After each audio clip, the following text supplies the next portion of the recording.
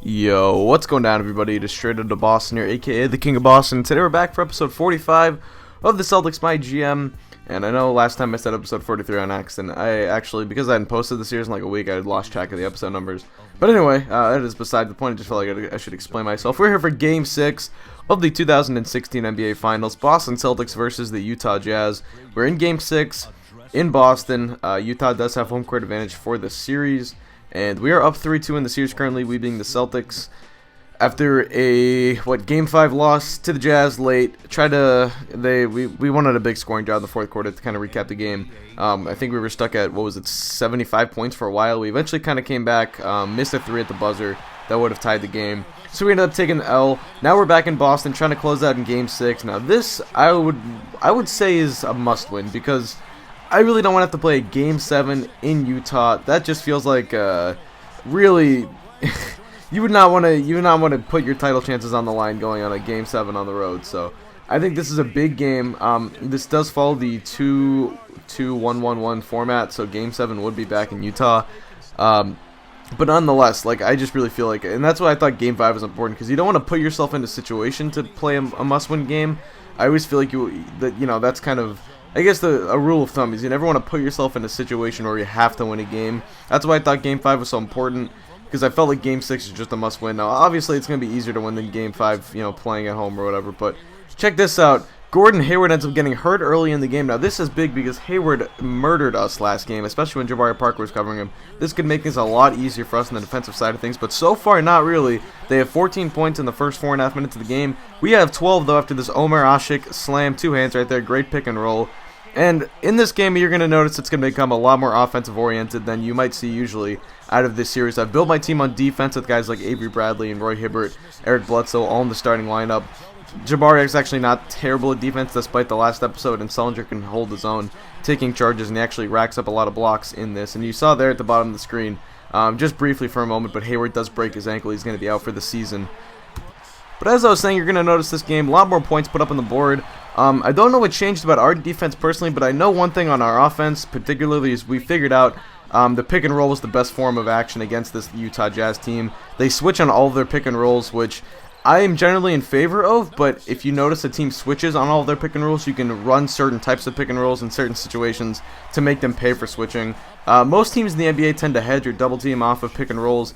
I really don't like doing that. I mean, it's hard to interpret, or not interpret, but kind of integrate multiple types of ways to defend the pick and roll based on the situations. But usually doubling on the pick and roll when the guy is like a David West is gonna pop out for an 18-footer at the free throw line. I usually am not in favor of just giving him those mid-range shots. Now, granted, if you are a defense, you do want to be giving up open mid-range shots. That is, based on the analytics and the metrics and all that new information that we've kind of received over the past 5 or 6 years. Yeah, that is the best shot to give up, but at the same time, would you rather be an open 2 or a contested 2? So that's kind of my logic on this stuff. So I personally am in favor of switching pick and rolls, but if you notice that a team does that all the time, you can put them in situations that can make them pay. And you'll see that I have a freeze frame in later in the episode. But right now it's 38-34. Bledsoe kicks it to Hibbert, and Roy Hibbert had a huge game today. He ends up with almost 20 points, I believe. You can see he's going to score again right here. Nice finish at the rim.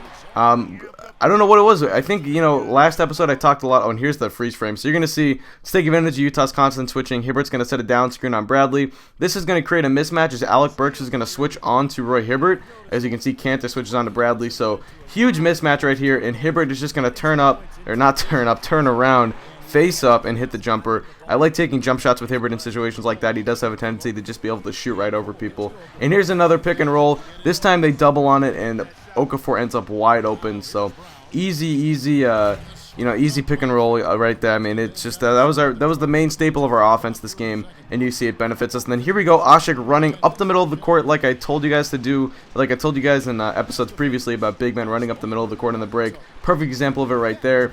Now, though, we allow a layup. Dante Exum to the hoop. It's 49-48. Almost 100 combined points already. Allen coming off of screens. Wide open mid-range. This is actually going to be an and one as there's an off-ball foul right at the time Allen shot it. So 51 all is the score. A big steal right here. And now Trey Burke slams it down, giving the Jazz the lead 53-51. and that's going to be the score. Late block from Marcus Page right there, and then Burks' shot, I believe that might have been Trey Burke actually. His shot does not go, so it's going to be 53-51 heading into the half. Utah Jazz are on top. Pretty even game so far. Like I said, a lot more offense.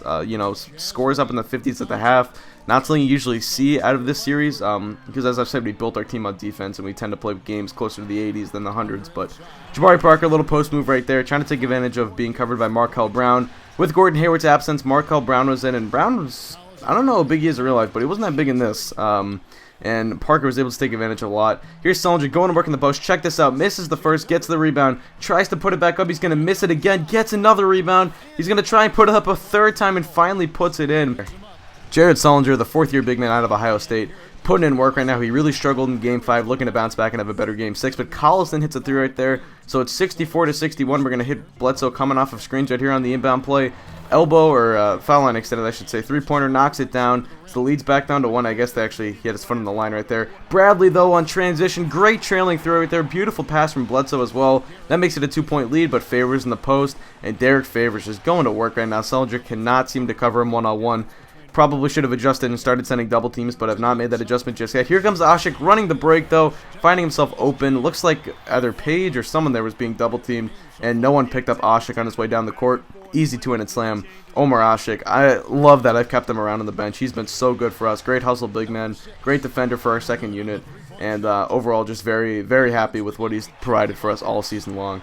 Now 72-all is the score. Allen bringing the ball up in the fast break, kicks it to Marcus Page for 3, and Page knocks it down, so the Celtics take the lead, 75-74. End of the third quarter here, 8 seconds left. Dante Exum kicks it up to Trey Burke, and Trey Burke knocks down the tray ball. Beautiful fast break offense right there from the Utah Jazz. End of the quarter, Allen's half-court buzzer beater no good, and we're going to head into the fourth quarter down by 2. We played an even quarter right there. Both teams put up 24 points apiece, and 77-75 is going to be the score. Heading into the fourth quarter, Jazz backs against the wall, trying to force a Game 7, fighting for their seasons. Celtics, on the other hand, maybe just 10 minutes away from clinching their first NBA title in, what now, 8 years. So Hibbert down low, check out the up and under. I mean, when he's going like this, you know that the Celtics are going to be playing well. I mean, Hibbert appears to have been an X factor on offense this game. It seemed like he was that difference between all those scoring droughts, and maybe it's part of the pick and roll defense that we were trying to manipulate a little bit, but either way, Hibbert just really showed up this game, and he was a big factor on offense. Sullinger gets a rebound. We're up by 7 now, going on a little bit of a run. Parker to the hoop, and he gets it to go. Left-handed finger roll. That's going to make it 91-83. Bledsoe kicks it to Bradley for 3. No good, but Sullinger's there. Offensive rebound, puts it up and in, and we're up by 10. 5 minutes to play. Now all we got to do is withstand any type of run the Jazz can make. You know they're going to put on one more run. We've got to withstand it. Bledsoe to the hoop. Two-handed slam, 37 inches on the vert. Beautiful play right there from Bledsoe, running the break. Probably, if not, or I should say, one of the, if not the best point guards on the fast break in the NBA. Now Collison to the hoop. Nice little floater right there over Hibbert, avoiding the shot blocker. Leads back down to 8. Jazz aren't going to quit, and only 2 minutes left. Is it too little, too late? We're going to kick it back to Bradley. Mid-range jumper. He gets it to go. We're back up by 10. He's got 10 points himself. 101-92. A minute to play now. They double down low on Parker. That's going to leave Sullinger wide open, and that's why I'm not a fan of double teaming. You can give up open twos all you want, but if you're going up against a team that's going to hit those, I don't know if it's such a good idea. Anyway, Hibbert's put back up and good. Up by 12. Time ticking down, and the Boston Celtics are NBA champions. They are now the NBA champions. You know, Kevin, you go way back to the beginning of the season, and all the hours they put into this year. This is what it's about. This is what it's for, to be an NBA champion. And the NBA season can be grueling at times, but Steve, this is the light at the end of the tunnel. And there's something so special, Kevin, about winning it at home in front of your fans who have kind of ridden that roller coaster with you, gone through all the adversity, the ups and downs, the emotions, and when you finally get that championship, it is so special when you can enjoy it with your home crowd. And now we go down to the floor where NBA Commissioner Adam Silver will be presenting the Larry O'Brien Trophy and announcing the NBA Finals MVP award winner. Tonight, we have concluded an exciting 6-game final series. It was a thrilling adventure from start to finish, and we can now crown a new NBA champion. Tonight, there is one team which has realized its goal to become NBA champions. Congratulations to the players, coaches, and of course all the fans as we present the Larry O'Brien Trophy to the 2016 NBA champions, the Boston Celtics. This is the moment you dream about growing up as a kid. I mean, this is something that each and every one of these players will remember forever. From the owner of the team all the way down to the ball boys, you have to hand it to the entire organization, Steve. They work together to get right here. And what better way, Kevin, to give back to the loyal fans of this franchise than to finish out this series, this whole playoff run, actually, in front of the home crowd. What a night. And now our attention will turn to the floor and NBA Commissioner Adam Silver for the presentation of the Bill Russell NBA Finals MVP Award. A tremendously talented player and deserving the award named for Bill Russell, the ultimate champion. Congratulations to the winner of the Bill Russell NBA Finals Most Valuable Player Award. What a moment it is right now to see the team who played so well together enjoying, Clark, this NBA championship moment. Well, Kevin, this has been a special postseason, and it's awesome to be here to witness what happened tonight. Steve? Yeah, guys, this is what it's all about. All the work you put in, not only during the offseason and during the season, but throughout your life.